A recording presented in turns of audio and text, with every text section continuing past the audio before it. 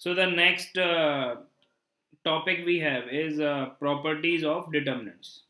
अब जैसे कि हमने देखा यहाँ पर कि जब हमने 3x3 का जो डिटर्मिनेंट था, जब हमने उसको एक्सपेंड किया, उसका वैल्यू वैल्यूएट किया, तो हमने देखा वहाँ पर तो जो को फैक्टर्स बन रहे थे वो 2x2 ऑर्डर के थे, को फैक्टर्स या माइनस। अब अगर हमारे पास में अगर जैसे हायर ऑर्डर का जब बात हम करेंगे, तो हायर ऑर्डर के लिए जनरली तो हम अगर जेई पॉइंट ऑफ व्यू से अगर हम देखें तो मैक्सिमम जो है हमको 3x3 के ही डिटर्मिनेंट्स तक का हमको वैल्यू वैल्यूएट करने के लिए पूछा जाएगा।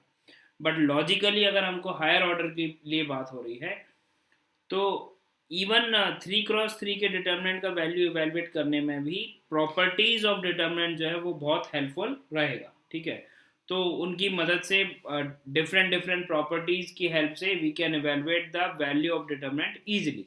ठीक है, और अगर हम हायर ऑर्डर की बात करें तो उसमें भी कुछ प्रॉपर्टीज के बेसिस पर sometimes we can answer directly. ठीक है, so the first property we have is, let's say property one. तो क्या बोल रहे हैं यहाँ पर कि प्रॉपर्टी वन में बोल रहा है कि if we interchange rows and columns, then value of determinant remains unaltered, or we can say remains unchanged। मतलब कहने का ये है कि लेट से फॉर एग्जांपल अगर हम बोलें कि हमारे पास में एक डिटर्मिनेंट है ऑर्डर टू का ही है, लेट से 2 3 4 और 7। ठीक है, तो अब इसका जो रो वन है वो है 2 3, रो वन के जो एलिमेंट्स हैं, और जो रो टू के एलिमेंट्स हैं वो हैं 4 7।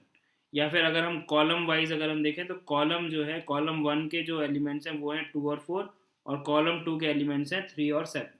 अगर हम इसका वैल्यू लिखें तो इसका जो वैल्यू है वो आ जाएगा आपके पास में 2 into 7 that is 14, and 4 into 3 that is 12। So 14 minus 12 is simply 2।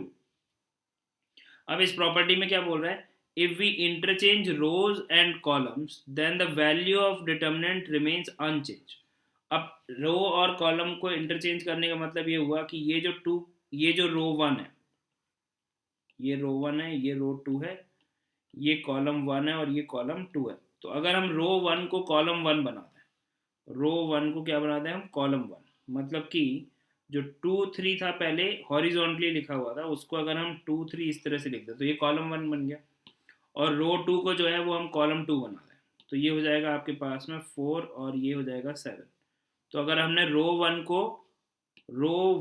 को कॉलम वन बना दिया और रो टू को कॉलम टू बना दिया, रो वन को कॉलम वन और रो टू को कॉलम टू अगर हमने बना दिया, तो जो वैल्यू आएगी डिटर्मिनेंट की वो अगर हम एवेलुएट करें तो वो कितना आएगा, 2 into 7 is 14, and 3 into 4 is 12। So 14 minus 12 is 2।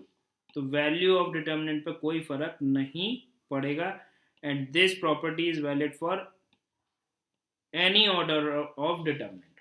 ठीक है, तो किसी भी ऑर्डर का जो डिटर्मिनेंट है उसके लिए ये बात जो है वो सही है। मतलब ये जो प्रॉपर्टी है दिस इज वैलिड फॉर, जब हम लिख रहे हैं तो this is valid for any determinant. वो तो हमने वेरीफाई करने के लिए ऑर्डर टू का डिटर्मिनेंट लिखा है यहाँ पर।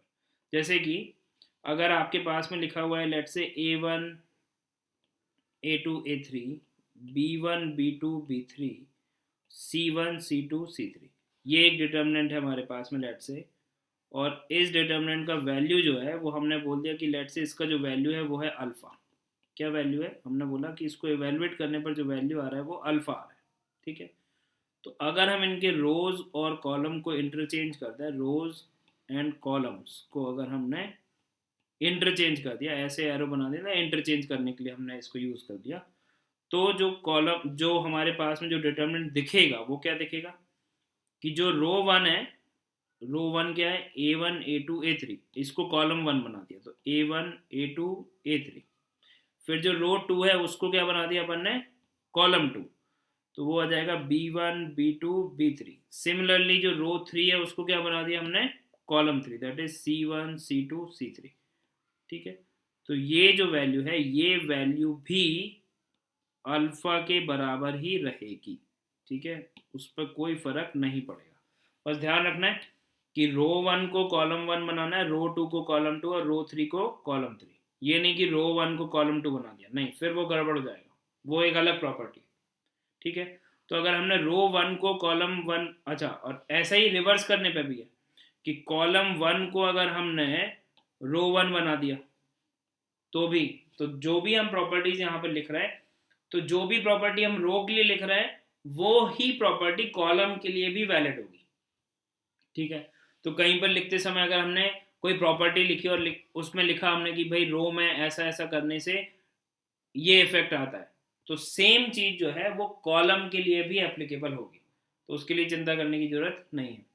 क्यों? क्योंकि ये तो प्रॉपर्टी 1 से ही हो गया कि जब हम रो और कॉलम को, मतलब जब हम इंटरचेंज कर रहे हैं, हमने यहाँ पर रो 1, ये जो रो 1 था उसको हमने क्या बना दिया, कॉलम 1 बना दिया, रो 2 को क्या बना दिया, कॉलम 2 बना दिया, रो 3 को क्या बना दिया, कॉलम 3 बना दिया। तो जो प्रॉपर्टी हम रो के लिए अप्लाई कर रहे हैं डिटर्मिनेंट पे, वही प्रॉपर्टी अगर हम कॉलम के लिए भी अप्लाई करेंगे तो कोई फर्क नहीं पड़ेगा। So this is the property 1, okay.